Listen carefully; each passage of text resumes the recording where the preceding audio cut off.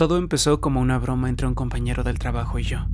Hablamos de los rincones más turbios de internet, de esos lugares en los que se supone no te debes meter. Él mencionó una página que parecía una app de citas, pero se escondía en la Deep Web, donde se juntaba con gente de intereses especiales. Esa noche llegué a mi casa, abrí Tor y puse la dirección que me dio. Ni siquiera buscaba una cita, solo quería ver si algo así de verdad existía. El sitio era de lo más simple: fondo negro, letras blancas, sin anuncios ni chats, solo perfiles. Los usuarios no parecían bots, escribían cosas que se sentían muy personales y raras como para ser falsas. Estuve explorando un rato hasta que vi uno que me detuvo. Se llamaba Vera Sheets. Su foto de perfil estaba borrosa, como si la hubiera tomado con una cámara web vieja. Su biografía decía: amante de la transformación, coleccionista de pieles, las serpientes son mis maestras. Me reí, pero algo en su forma de escribir se me quedó grabado. Lo que no me esperaba era que fuera tan normal. O sea, sí, era la Deep Web y tenía gustos raros, pero fuera de eso, la verdad era muy tranquila. Estaba obsesionada con las serpientes. Cuando le pregunté por eso, me dijo que admiraba cómo se renuevan, cómo se deshacen de sus capas viejas para volverse algo puro. Le dije que sonaba poético y me contestó: no es poesía, es necesario. No me pareció extraño en ese momento, pensé que solo le apasionaba el tema. Hablamos unos días, me mandó una foto para que viera que era real. Tenía una forma de hablar que te hipnotizaba. Cuando me preguntó si podía ir a verme, lo dudé. Fue directa: quiero conocerte en persona. Le dije que sí, aunque no debía hacerlo. Me mandó un mensaje que solo decía: entonces voy hoy en la noche. Las horas se me hicieron eternas. Limpié todo el departamento sin saber muy bien por qué. No dejaba de asomarme por la ventana y revisar el celular. A la medianoche más o menos tocaron la puerta, un solo golpe, lento. Abrí apenas a la mitad. Ahí estaba ella, alta, casi de mi estatura, con un abrigo negro básico, largo aunque no hacía frío. Tenía el cabello lacio y oscuro, pero su cara, algo no cuadraba. La piel de sus mejillas se veía estirada, brillante en unas partes y rugosa en otras, como si hubiera tenido un accidente o una cirugía mala. Casi no movía los labios al hablar. Tienes una piel muy bonita, fue lo primero que me dijo. Me quedé helado. Sonrió, pero se veía mal, muy forzada. Nos sentamos en la sala y no se quitó el abrigo. Miraba a su alrededor como si estuviera estudiando el lugar o a mí. Tenía las manos en los bolsillos y sus ojos seguían cada movimiento que yo hacía. ¿Vives solo?, preguntó. Asentí y ella pareció satisfecha. Luego se acercó. Olía raro, no a perfume ni a sudor, sino a algo químico como a látex o pegamento. Y después me dijo: me gusta tu cuello, tienes líneas muy suaves. Me reí de puros nervios intentando romper el hielo, pero ella no me devolvió la risa. Se me quedó viendo hasta que tuve que apartar la mirada. Cada palabra que decía después se sentía más pesada. Y después me dijo: dime, ¿alguna vez piensas en lo que hay debajo de tu piel? No, la verdad no. Deberías. La mayoría ignora la parte más hermosa de sí mismos, la capa que nunca llegan a ver. Su tono cambió a una calma extraña. Intenté cambiar de tema, pero no me escuchaba. No me hacía caso. Me miraba los brazos como carnicero decidiendo por dónde cortar. Cuando le dije que ya era tarde y que mejor se fuera, solo volvió a sonreír. Tú me invitaste a pasar. Eso significa que me quedo hasta que termine. Nos quedamos en silencio unos segundos. La tele seguía prendida y la luz parpadeaba en su cara. Ahí lo vi claro. Los bordes de su piel no encajaban bien. Cerca de la mandíbula tenía una costura tenue, casi invisible si no te fijabas, como una prótesis mal pegada. Se me revolvió el estómago. Después me levanté y le dije: creo que ya te tienes que ir. Ella ni se movió. Inclinó la cabeza y me preguntó: ¿Sabes qué hacen las serpientes cuando ya no quieren su piel? La rompen capa por capa. De repente metió la mano en su abrigo. Me hice para atrás esperando que sacara un cuchillo, pero sacó una navaja de afeitar. El metal brilló con la luz. Se levantó despacio, con movimientos precisos y la cara totalmente inexpresiva. Me moví a la cocina buscando con qué defenderme. El corazón me latía tan fuerte que casi no podía ver. Empezó a caminar, tranquila, pasándose la navaja por el antebrazo. La piel se le abrió un poco y dejó ver otra capa abajo, rosada y húmeda. Sonrió. No duele, es hermoso, solo tienes que quererlo. Cuando se lanzó hacia mí, me tropecé. La navaja me alcanzó el hombro. No fue profundo, pero dolió lo suficiente como para que gritara. Ella se agachó, tocó la sangre con el dedo y se le quedó viendo como si fuera oro. Tu color queda bien. Corrí por el pasillo agarrándome el hombro. Ella me seguía sin prisa, con sus botas resonando en el piso. Cada vez que volteaba, estaba más cerca, muy calmada y sonriendo. Llegué al baño, cerré la puerta y le puse seguro. Presioné la herida con mi mano. Me dolía. Podía oír su respiración del otro lado. Luego quiso abrir la puerta. No deberías esconderte. No quiero lastimarte. Solo quiero usarte. Empezó a susurrar cosas que no entendía.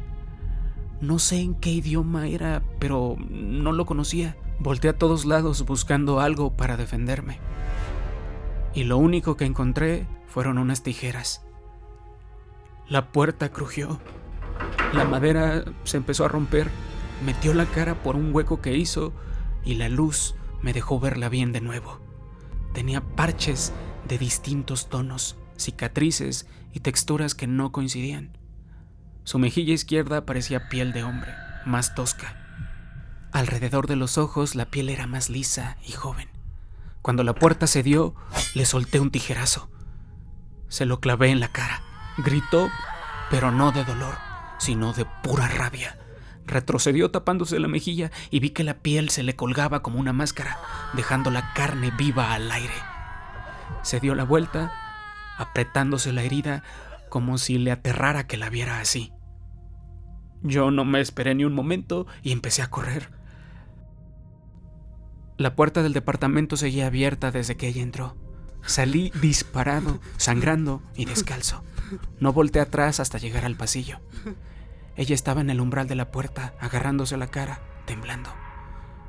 Su voz era aguda, casi como la de una niña. No me mires. No te atrevas a mirarme. Se puso de cuclillas, cubriéndose la cabeza con los brazos, hablando sola. Bajé las escaleras corriendo y salí a la calle. Estaba vacía, sin carros, sin gente, solo el sonido de mi propia respiración. No dejé de correr hasta llegar a la tienda de la esquina. El empleado me miró como si estuviera loco. Le dije que llamara a la policía.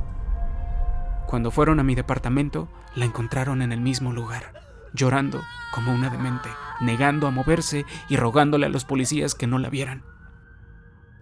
Tuvieron que darme puntadas en el hombro. El doctor dijo que el corte era limpio, como de una hoja quirúrgica. Ella sabía lo que estaba haciendo. No era la primera vez. Y aunque la detuvieron, no confesó ningún crimen y no pudieron vincularla con nada. Iba a estar en la cárcel, pero no por mucho tiempo. Todavía siento un escalofrío en mis heridas. Y sé que la voy a volver a ver.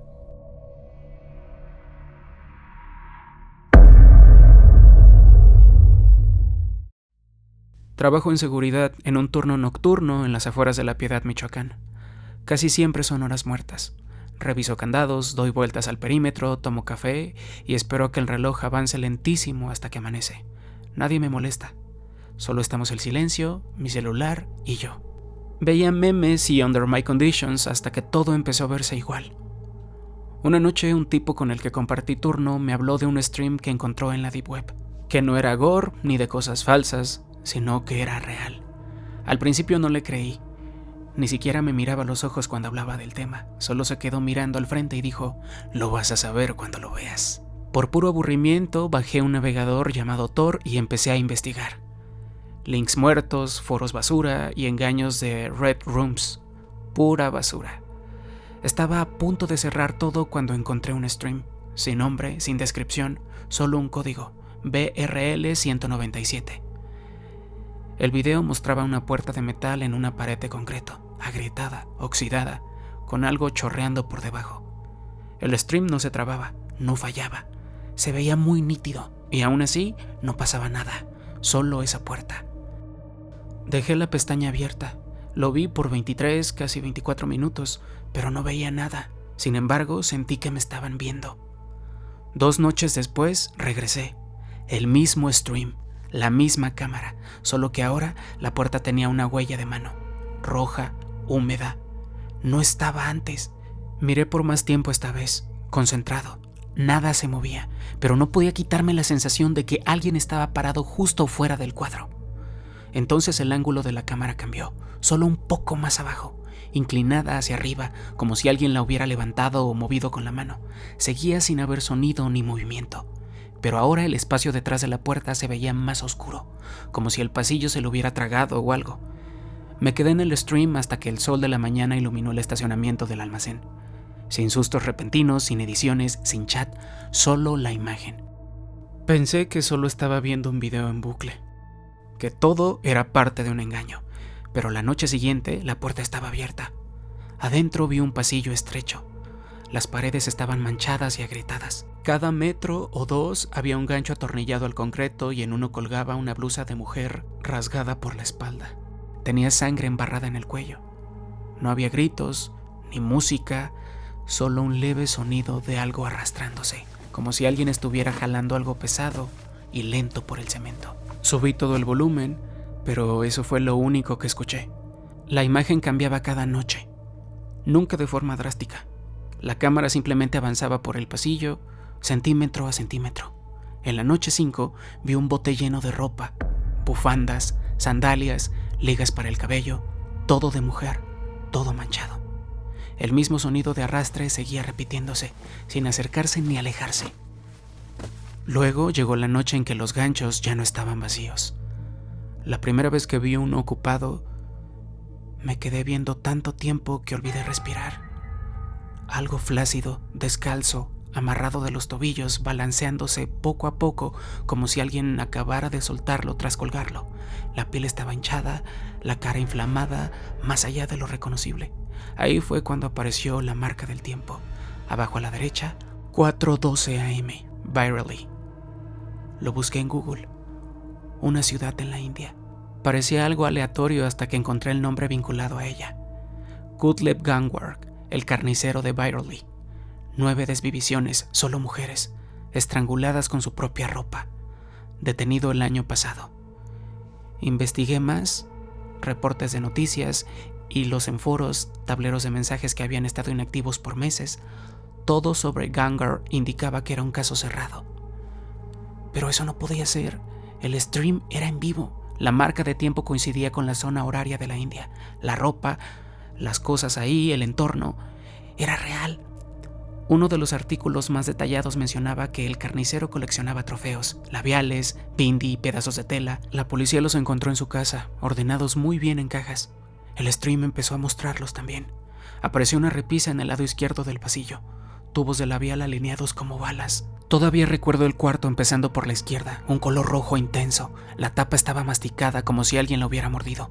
Una semana después vi la misma mancha de labial en los labios de los siguientes que aparecieron en las cámaras.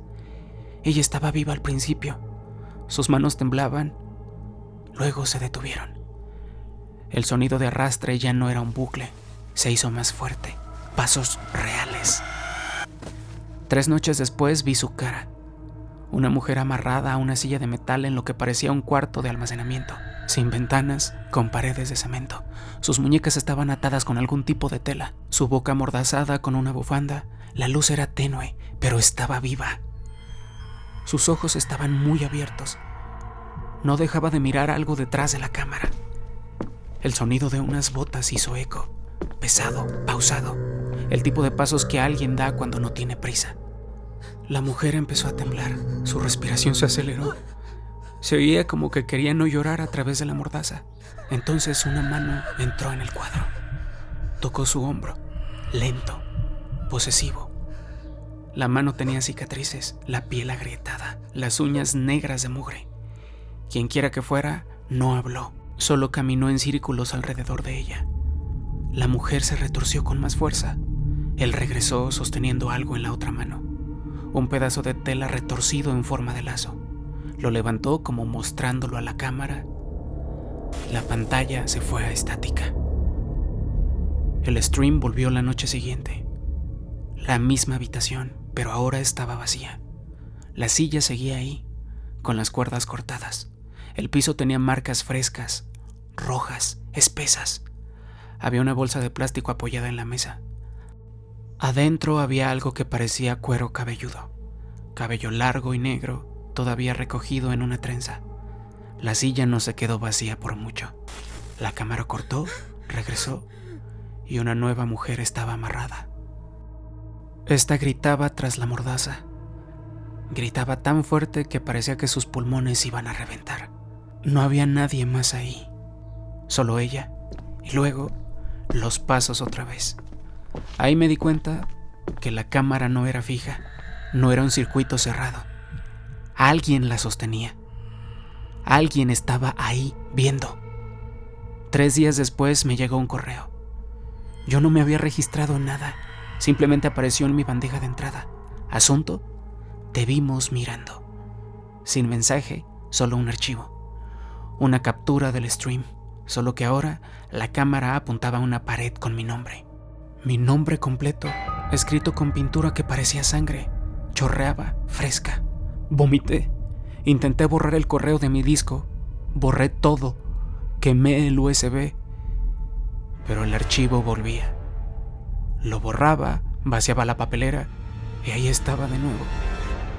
Al día siguiente el tamaño del archivo cambiaba. Luego me llegó un segundo correo. Tenía un video corto.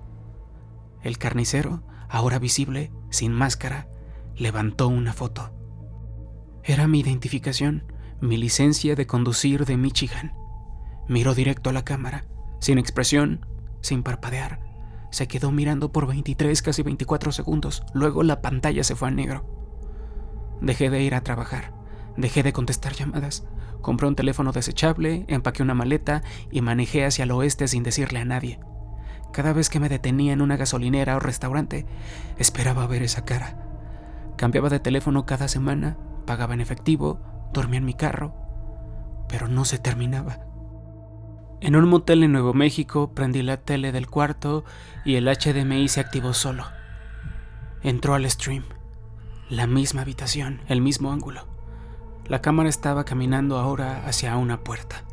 Número de habitación 206. Era mi habitación. No esperé. Corrí descalzo por el estacionamiento, pasé una parada de camiones y me metí al desierto. Dejé todo atrás. Mi cartera, mi teléfono, mi identificación, todo. Me mantuve fuera del mapa después de esa noche. Cambié de nombre.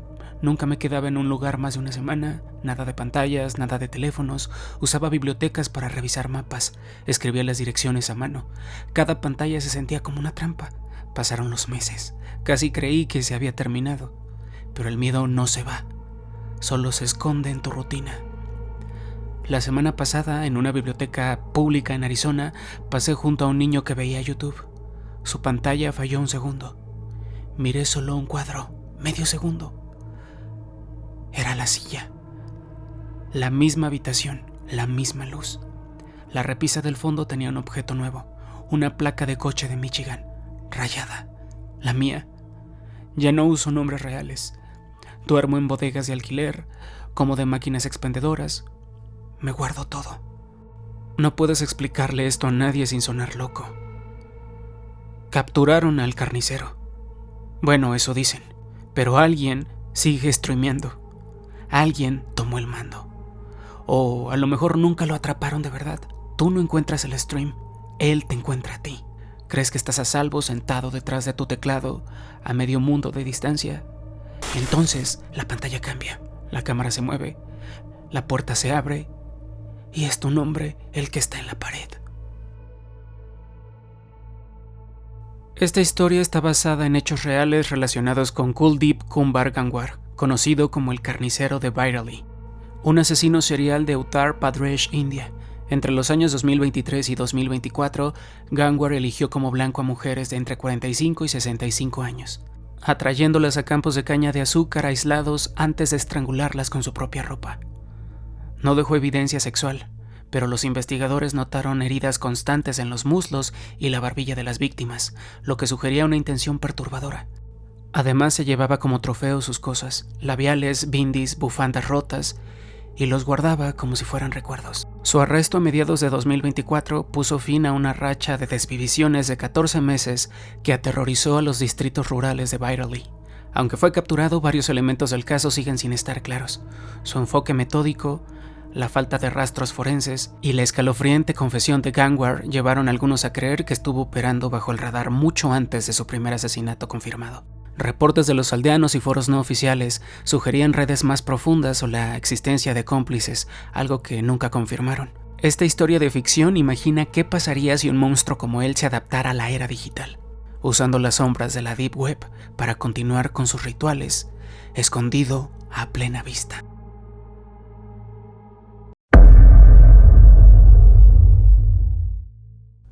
Compré una laptop en la Deep Web.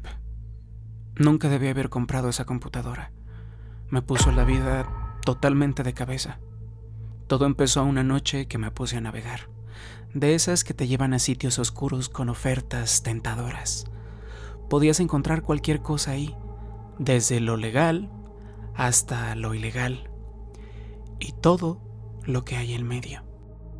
Ahí fue donde lo encontré, un anuncio que parecía bastante inocente, perdido entre un montón de cosas dudosas.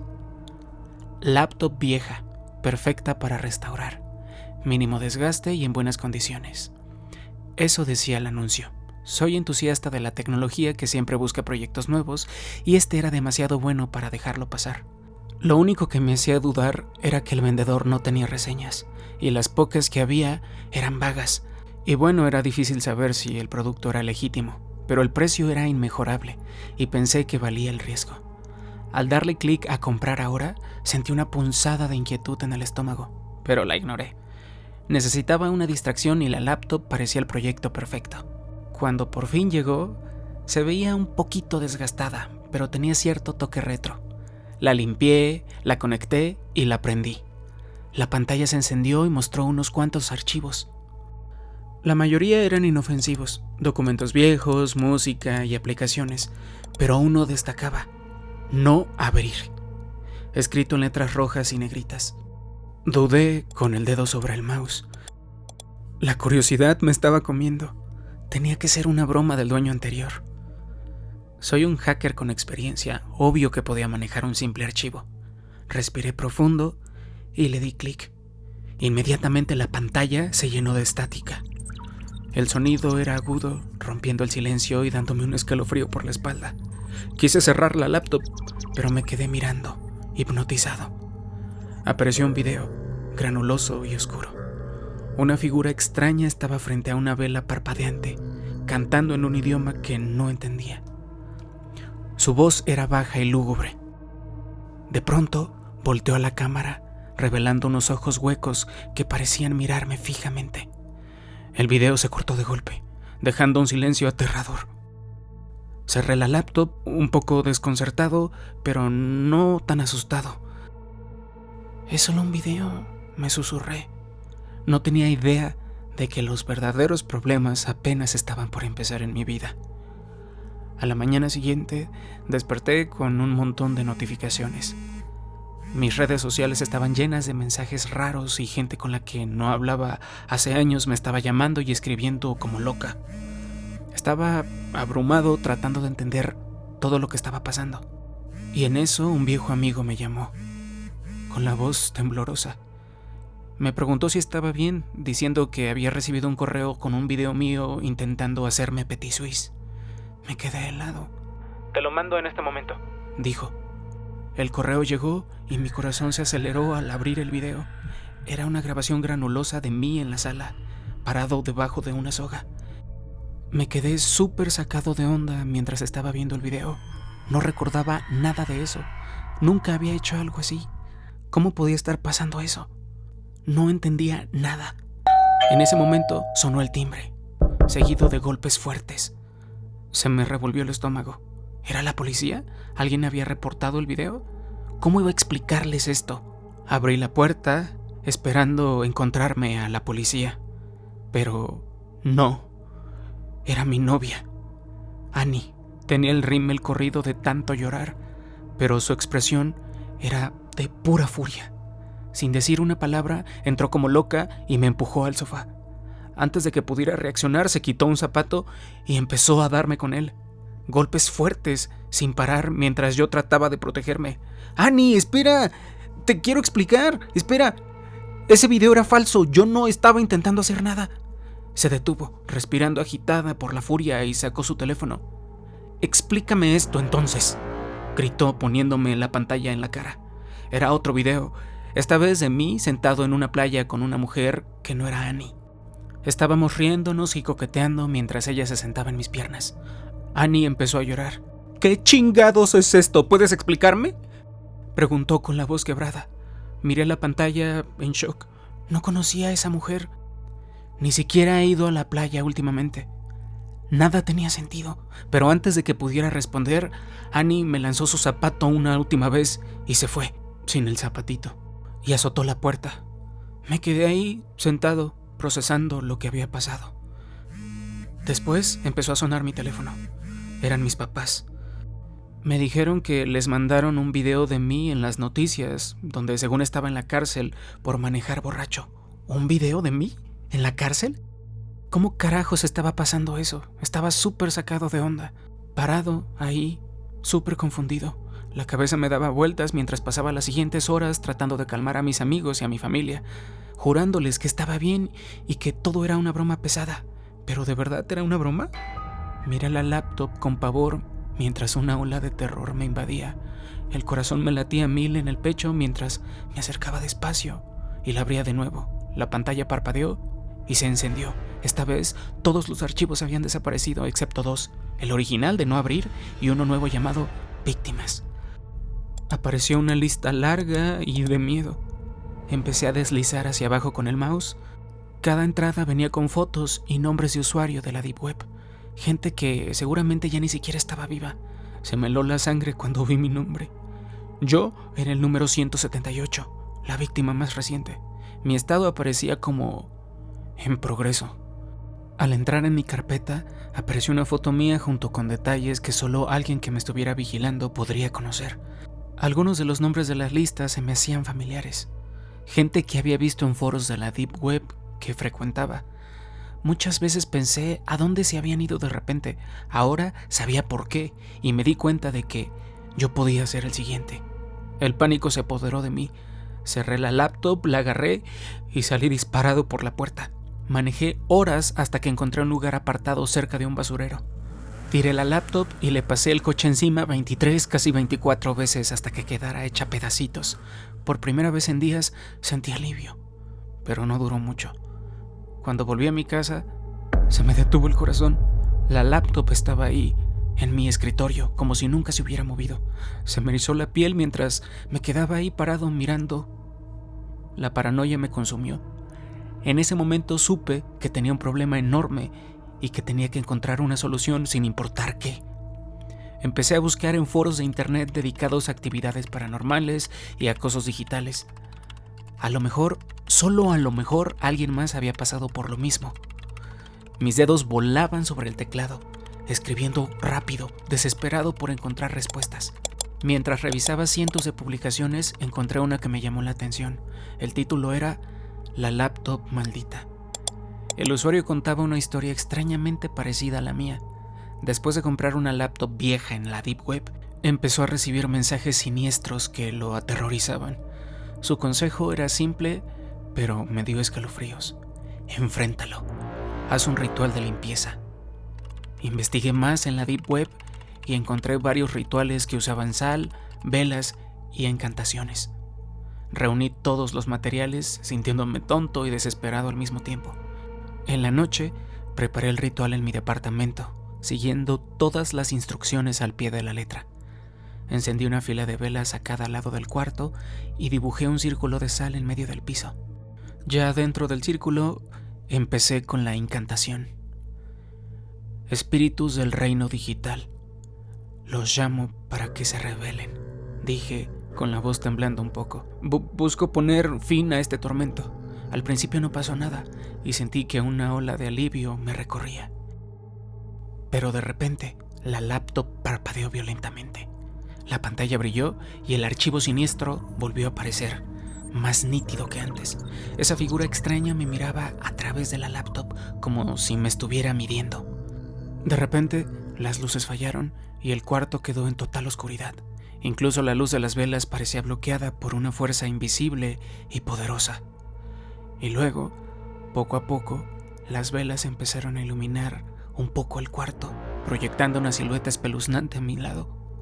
En ese momento sentí un aliento frío y podrido en mi cuello y una voz que me susurró al oído: «Tú me invitaste a pasar, Eduardo». Podía sentir su presencia justo detrás del círculo de sal y me di cuenta de que no podía acercarse más. Era la misma figura que apareció primero en el video cuando abrí la laptop. Pero en persona se veía mucho más creepy. Se quedó parado junto al borde de mi visión, con su silueta oscura borrando los límites de la realidad. «¿Qué quieres?», grité con la voz quebrada. La figura dio un paso al frente, con la cara distorsionada por la rabia. «Tú abriste la puerta, ahora tienes que pagar el precio». El terror me carcomía por dentro, pero me obligué a mantenerme firme. No fue mi intención, solo quería arreglar la laptop». «Es demasiado tarde para arrepentimientos», dijo con un eco en toda la habitación. En ese momento recordé el ritual. Tenía que confrontar a esta entidad para imponer mi voluntad. «Te rechazo de todas las formas, ni creas que voy a ser tu víctima, no. Espíritus del reino digital, les ordeno que se vayan», grité a todo pulmón. La temperatura bajó de golpe y las sombras se alargaron. Sentí un tirón, una lucha de fuerzas entre mi voluntad y la energía malvada del espíritu mientras todo empezaba a dar vueltas a mi alrededor. La figura rugió de ira mientras la pantalla parpadeaba salvajemente, luchando contra mi orden. De repente, mi cuarto quedó en la oscuridad y la luz volvió unos segundos después. Cuando miré hacia la mesa, me di cuenta de que la laptop ya no estaba. Había desaparecido. Por fin, estaba fuera de mi vida, para siempre. No podía creerlo, gracias al poder de las 3 y a esa encantación. Después de ese día, cambié todos mis aparatos electrónicos. Sí, reemplacé cada uno de ellos. Incluso borré mi correo y mis otras cuentas y abrí unas completamente nuevas. No quería dejar nada al azar. De hecho, han pasado más de 3 meses, casi 4, desde que entré a la Deep Web, y no planeo entrar pronto. También pude regresar con mi novia Annie. De alguna manera, pude convencerla de mi inocencia. Pero un día, mientras estábamos de vacaciones pasándola muy bien, de pronto me llegó un mensaje al teléfono. Venía una sola carpeta adjunta. Mis manos me temblaban mientras miraba la pantalla. El nombre de la carpeta parpadeaba en letras rojas y decía: «No abrir». Era doctor del turno nocturno. Estaba solo en el ala norte. Los demás se habían ido a casa hace mucho. No había pacientes, solo la sala de descanso, unos pasillos oscuros y mi oficina. Se suponía que sería una noche tranquila. Tenía mi café, mi laptop y una pila de expedientes. La calefacción hacía un ruido suave. La vieja máquina de dulces zumbaba en la esquina y el reloj sonaba muy fuerte. No me di cuenta de cuánto odiaba el silencio hasta que se fue la luz. Las luces se apagaron sin previo aviso. No en todo el hospital, solo en esta ala. Todo quedó oscuro. La máquina de dulces se detuvo, la calefacción murió y el brillo de mi laptop desapareció. Por un segundo me quedé congelado mirando hacia la oscuridad, tratando de entender si era un apagón normal. Se me revolvió el estómago. Algo se sentía raro. Saqué mi teléfono, sin señal, sin wifi. Mis dedos se movieron rápido para abrir la puerta y salir al pasillo. Pero en cuanto lo hice, me arrepentí. Era como entrar a un vacío. La puerta de la sala de descanso estaba cerrada, las ventanas selladas. Estaba en el segundo piso, sin escape. Traté de calmarme, pero ya me temblaban las manos. Regresé a mi oficina, revisando el teléfono una y otra vez, pero nada. Entonces, lo escuché. Pasos. No uno ni dos, sino varios. Estaban resonando en el pasillo. Se me cortó la respiración. Primero pensé en seguridad, pero no estaban gritando ni usaban linternas. Solo caminaban, cazando. Me acerqué a la puerta y me asomé por la rendija. 3 figuras pasaron con calma, vestidas de negro, sin dudar. No estaban perdidos, no estaban buscando gente. Me estaban buscando a mí. Se me apretó el pecho y me hice para atrás, cerrando la puerta con llave. Mi cerebro trabajaba a 1000 tratando de saber quiénes eran. ¿Policías? No. ¿Ladrones? A lo mejor. ¿Pero por qué aquí? Un golpe fuerte en el pasillo me hizo saltar. Estaban entrando a los cuartos uno por uno. Me deslicé debajo de mi escritorio apretando el borde con fuerza, cerrando los ojos por un segundo. La perilla de la puerta giró. El pulso me retumbaba en los oídos. No estaba listo para esto. No estaba preparado para sobrevivir a una noche así. Una patada fuerte sacudió la puerta. Vi la silueta de un hombre a través del vidrio esmerilado. No gritaba, no pedía que abriera. Era paciente, frío. Calculador. Sacó algo de su bolsillo y forzó la cerradura. Mis puños se cerraron mientras me hacía bolita debajo del escritorio. El corazón me latía tan fuerte que juraría que podía oírlo. El seguro hizo clic. La puerta crujió al abrirse y unas botas entraron. Pesadas, lentas, calculadoras. Pateó una silla, revisó detrás de un gabinete con la respiración constante. Me mordí el labio con fuerza mirando las botas acercarse. Se agachó y sus ojos se cruzaron con los míos debajo del escritorio. Mi cuerpo reaccionó de inmediato y empujé el escritorio con fuerza contra él, haciéndolo tropezar mientras yo salía disparado de ahí. Corrí por el pasillo, me ardían las piernas, podía oír sus pasos detrás de mí, rápidos, decididos. Cada puerta que pasaba estaba cerrada, cada vuelta se sentía como una trampa. Mi mente me gritaba que siguiera corriendo, aunque el pánico me apretara la garganta. No tenía plan, solo el instinto ciego de sobrevivir. Al dar una vuelta, uno de ellos ya estaba ahí, bloqueándome el paso. Choqué contra él, luchando y empujando, tratando de liberarme. Me dio un puñetazo en las costillas y el dolor explotó en mi costado. Me tambaleé, lo empujé y pasé a su lado tropezando en el siguiente pasillo. Detrás de mí, voces enojadas dando órdenes y los pasos sonaban cada vez más rápido. Me estaba quedando sin tiempo. La sala de descanso estaba delante, cerrada todavía. Me giré con el corazón a 1000, pegado a la pared. Uno de los hombres se acercó despacio, con calma, sacando una jeringa de su bolsillo. La aguja brillaba en la penumbra. Yo negaba con la cabeza, jadeando, tratando de retroceder, pero la pared estaba fría contra mi espalda. Y después me dijo: «Tranquilo, Doc, no lo hagas más difícil». Cerré los puños y me lancé, tirándole la jeringa de la mano. Me lamentó e intentó agarrarme, pero pasé por debajo de su brazo y corrí de nuevo por el pasillo. Mis piernas ya no podían, mis pies resbalaban en el piso mientras me forzaba a seguir. Cada nervio me gritaba, pero no fui lo bastante rápido. Otro hombre me soltó una patada en las piernas y me caí, golpeándome la cabeza contra el azulejo. El dolor fue horrible, agudo y caliente. Me inmovilizaron. Uno me detuvo y el otro me clavó la jeringa en el brazo. El líquido frío quemaba bajo mi piel. El pánico rugía en mi pecho, pero solté un codazo hacia atrás y le di uno en la cara. Se quejó y pude zafarme. Me levanté mareado, con la vista nublada. Mis piernas se sentían como de plomo. Me arrastré por las paredes hacia el único lugar que conocía: mi oficina. Gritaban detrás de mí, las botas tronando contra el piso. Mi pecho me pedía parar, ya no podía, pero me negué. Entré a la oficina y cerré de un golpe. Mis manos me temblaban. Estaba en la ventana, con el corazón acelerado. Oía cómo gritaban afuera y pateaban la puerta. Los dedos me temblaban y tenía la visión borrosa, pero me forcé a seguir de pie. Abrí la ventana y el aire frío me golpeó la cara, despertándome un poco. Me subí, tambaleándome. El brazo me pesaba, pero la adrenalina me empujó. La puerta se abrió y un hombre se lanzó agarrándome el tobillo, jalándome con fuerza. Pateé con desesperación, sujetándome del marco. Su agarre se apretó y supe que me quedaban segundos. Usando todas las fuerzas que me quedaban, me giré violentamente, me solté y salté por la ventana.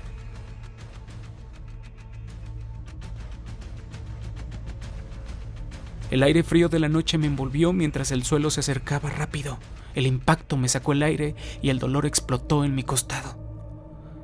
Me quedé en la nieve, jadeando, mirando el cielo oscuro.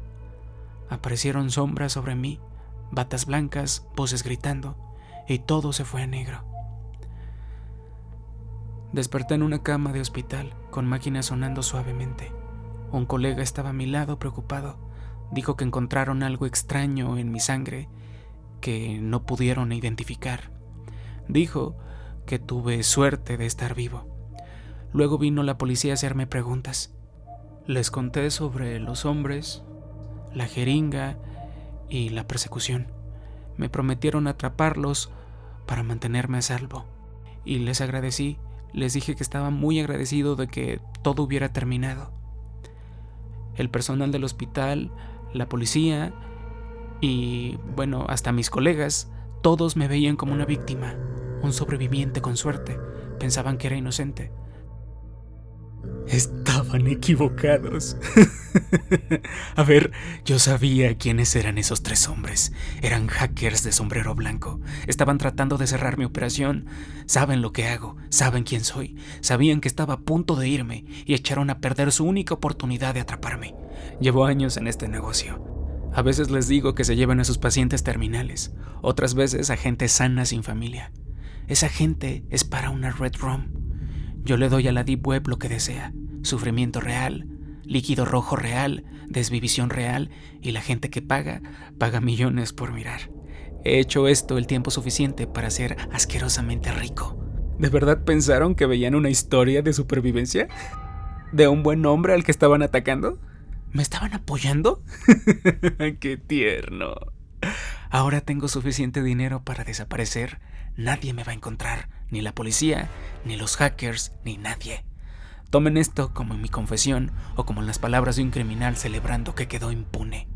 No me importa lo que piensen, solo tienen que saber que gané. Buenas noches.